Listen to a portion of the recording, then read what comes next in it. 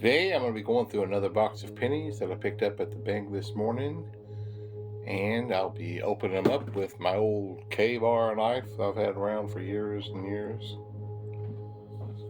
and we'll get into them. I didn't have any enders to note, but we'll go ahead and open a roll up right here. See what we find.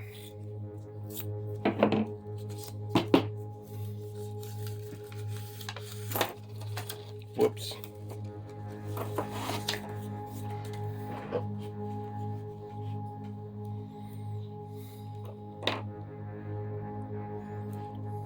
Looking for copper and Wheaties. Anything odd.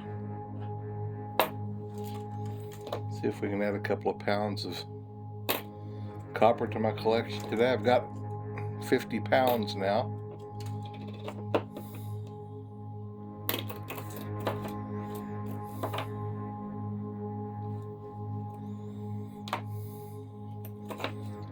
Hopefully we'll find a half dozen or more. It's a really nice 1981. Golly, that is super nice. 1981D. Wow. I'll set that aside.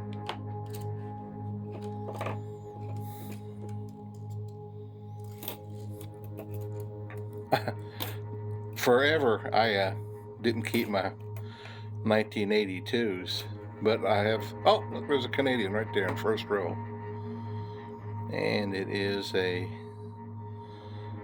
1987. It's 98% copper. Cool beans. 1967. Those are some nice coins here.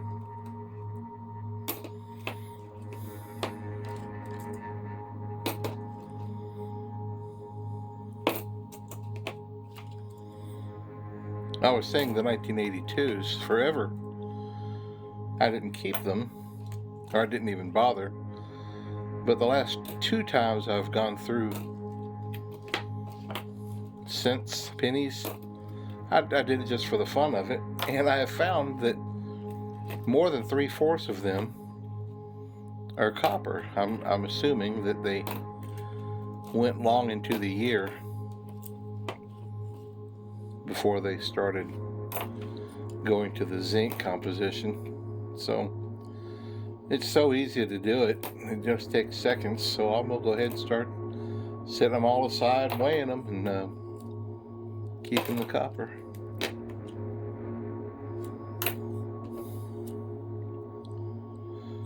No Wheaties that roll, but several copper coins. A really super nice older one and a Canadian copper.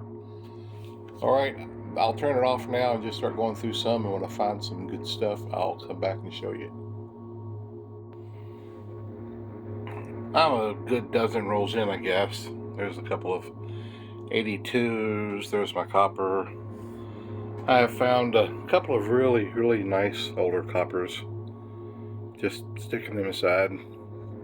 2 copper Canadians and 3 zinc Canadians. And I finally came across my first wheat. I have not looked at the year yet. We'll turn it over here and see what we got. 1951 Philadelphia. Very cool. You know, I was thinking about it earlier, looking for this copper. We really only have from 1959 to part of 1982. It's only like, what, 22, 23 years of copper that we hoard away, or that I hoard away. Copper. I thought that was pretty interesting to think it's really not that many. Copper 72. Plain. I'll look for the double die when I get to these.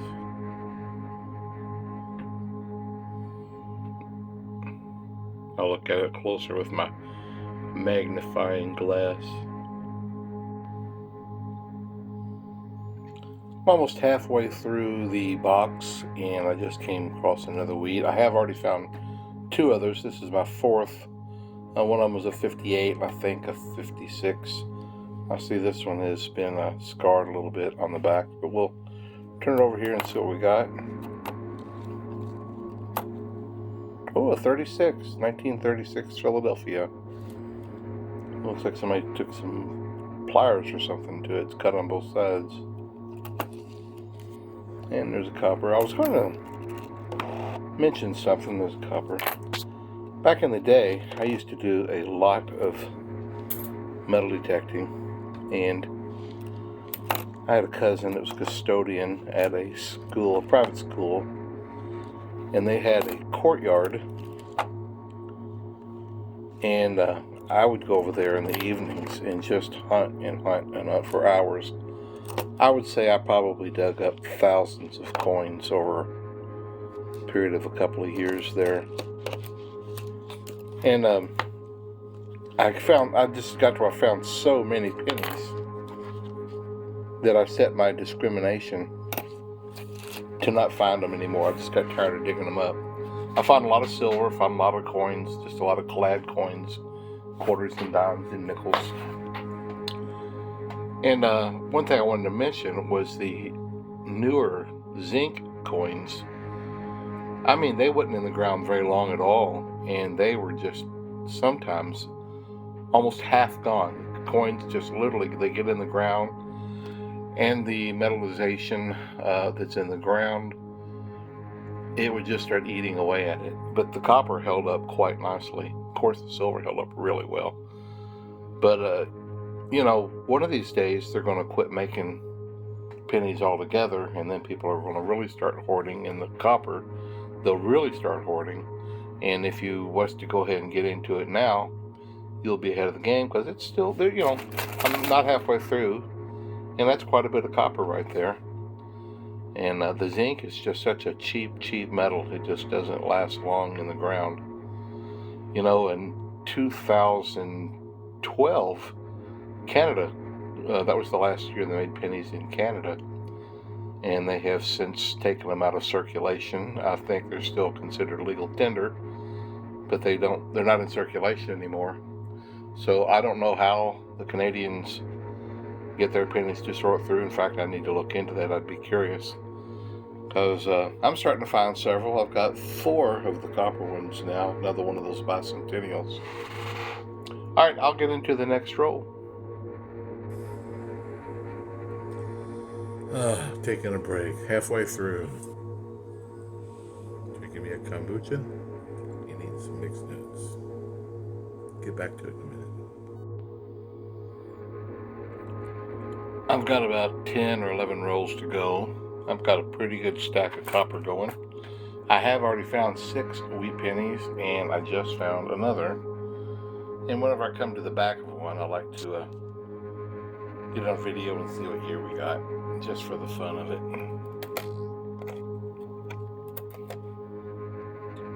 1944.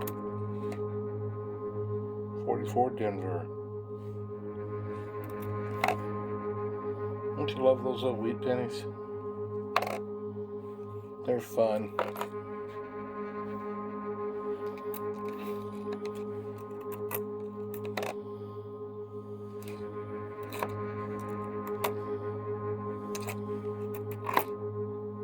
Oh, there's another one, 57. Well, that's nice. Copper.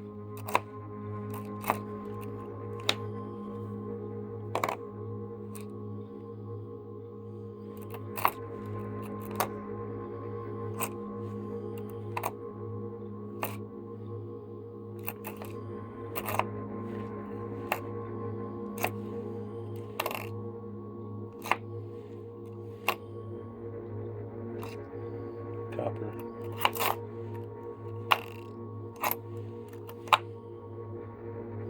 Oh, stick us out 82.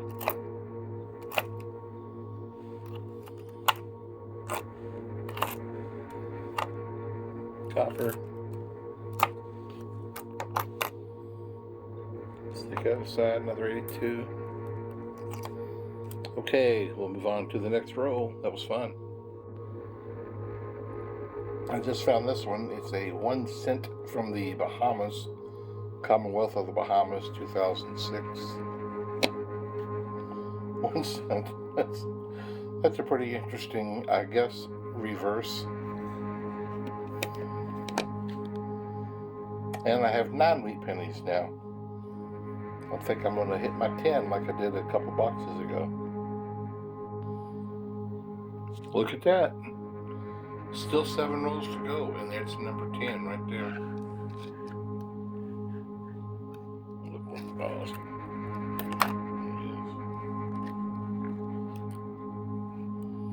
1946 Philadelphia. Cool beans.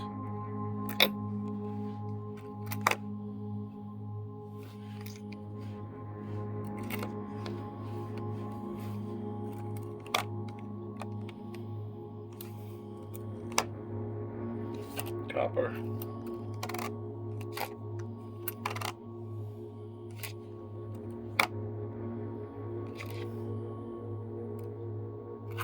Copper.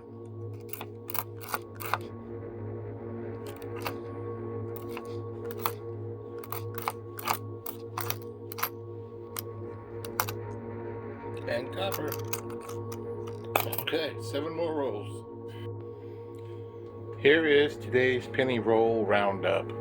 I got 2 pounds, 11 ounces of copper, U.S. copper. That's pretty good. Wheat pennies, I got 10. And that last 7 rolls, I was hoping to get one more, but I didn't. 1936, 44, 46, and then on up to 1958. I got 58 plain and D. Sadly, none of them fit into my coin books. I was hoping maybe the 36. I didn't need the 36 Philadelphia. I got 5 copper Canadians and 5 not copper Canadians. So I'll add the not copper to my regular Canadian coins. I got several dollars in Canadian coins. And then I got the 5 coppers. Add them to my Canadian copper bag. And the wheat pennies I'll put in a roll.